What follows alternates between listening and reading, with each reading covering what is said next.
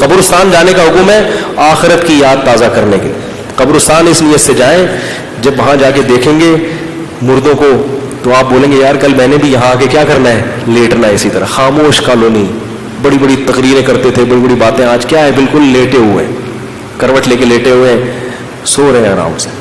تو کل ہم نے بھی کیا ہونا ہے, یہاں جا کے لیٹ جانا ہے. اور لیٹ نہیں ہوں گے ہم اس لیٹنے میں, بہت جلد وہ ٹائم آنے والا ہے. تو پھر مسجد کا دل اور کرے گا بھائی یہاں آنے سے پہلے مسجد جا کے. تو قبرستان جانے کا یہ تصور ہے. سمجھ رہے ہو کہ نہیں سمجھ رہے؟ اس کے علاوہ قبر سے کیا کرنا ہے بھائی؟ وہ کچھ کر سکتا نا, میت میں کچھ کرنے کی طاقت ہوتی تو وہ خود نہاتا. جب وہ مرتا تو کیا کرتا؟ خود غسل دیتا اپنے آپ کو. کم از کم یہ حرکت کسی اور کو کرنے کیا خیال ہے؟ کہتا نہاؤں گا میں خود, باقی تم جو مرضی کر لینا. وہ بیچارے کو چاہے کتنے بڑے بزرگ ہو, جب ہم اس کو نہلا رہے ہوتے ہیں تو بیچارے پڑے ہوئے ہوتے ہیں.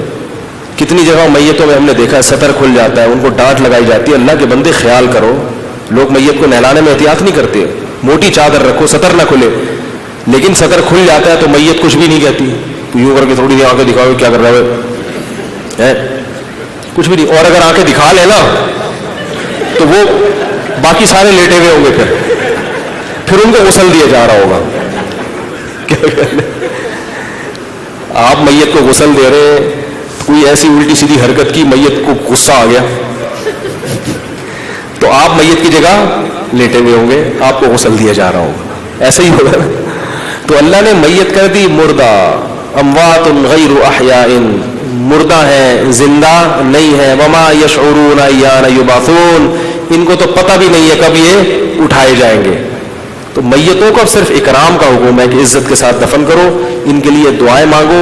یہ کچھ بھی نہیں کر سکتے, یہ اپنے جسم سے کپڑے نہیں اتار سکتے, کفن نہیں پہن سکتے, اپنے آپ کو غسل نہیں دے سکتے. استنجا بھی تم ہی کراؤ گے. اب ان کو قبر میں الٹی طرف لٹا دو, سیدھی طرف لٹا دو, جیسے مرضی لٹا دو. اب یہ ان کی خوش قسمتی ہے کہ تم قبلہ کی طرف ان کو لٹا دو. ہمارے حضرت نے وصیت کی تھی کہ مجھے مرنے کے بعد مکمل کروٹ کے بل لٹایا جائے, بیت اللہ کی طرف میرا سینہ ہو جائے, کیونکہ لوگ غلطی کرتے ہیں, چت لٹا دیتے ہیں, صرف چہرہ گھما دیتے ہیں. اس لیے وصیت کی تھی نا کہ بھائی اس کے بعد تو ہم کچھ نہیں کر سکتے, جس سمت میں لٹاؤ گے قیامت تک اسی طرح لیٹے رہیں گے, کروٹ نہیں لے سکتی میت. تو ایسے عاجز ہو جاتے ہیں. تو بھائی ایسے عاجز سے مانگنا مزاروں پہ جا کے, یہ ہمیں یہ کیا دلائیں گے تمہاری. آج ایک شخص کا فون آیا, ان کو بیچاروں کو فالج ہوا ہے. وہ کہنے لگے میرا ارادہ تھا میں کسی مزار پہ جاؤں, تو آپ کا میں نے بیان سنا تو اپنا ارادہ ترک کر دیا. اب دیکھو فالج ہوا ہے اور ایسے کے پاس جا رہے ہیں, فالج میں آدھا دھڑ تو کام کر رہے ہیں نا, جس کے پاس جا رہے ہیں اس کا تو پورا دھڑ ہی کام نہیں کر رہا. ٹھیک ہے, اور اس سے امید رکھ رہے ہیں کہ یہ آپ کے آدھے دھڑ کو کیا کر دے گا. کیسی بے وقوفی ہے بھائی. وہ تو پورا دھڑ نہیں کام کر رہا اس کا, تبھی تو وہ قبر میں گیا ہے, پورا دھڑ نہیں کام کر رہا. تو اگر وہ صحیح ہوتا تو وہ آپ کو سب سے پہلے اپنے آپ کو صحیح کرتا. تو یہ انسان ہے, اس میں سب برابر ہیں. تو اس لیے ہم کہتے ہیں کہ بھائی عقیدہ توحید میں ہاں کفر کے فتوے نہ لگائیں, کیونکہ بعض بزرگ ایسے ہیں کہ جن سے کوئی مبہم کلام نکلا ہے, اس کلام کا وہ مطلب نہیں ہوتا, ہم فوراً شرک کی توپے لے کے اوپر ان کو کسی نے کسی کو مشکل کشا کہہ دیا. حضرت علی کو بعض بزرگوں نے مشکل کشا کہا ہے, لیکن جب آپ ان سے تفصیل پوچھیں تو وہ کہتے ہیں مشکل کشا اس معنی میں نہیں کہا کہ وہ مشکلات حل کرتے ہیں, بلکہ انہوں نے مسلمانوں کی مشکلات کو اپنے دور میں حل کیا ہے, جنگوں میں کام آئے ہیں, خلافت کے نظام کو مضبوط کیا, اس معنی میں کہا ہے. تو آپ نے فوراً مشکل کشا کہنے پر کیا لگا دیا.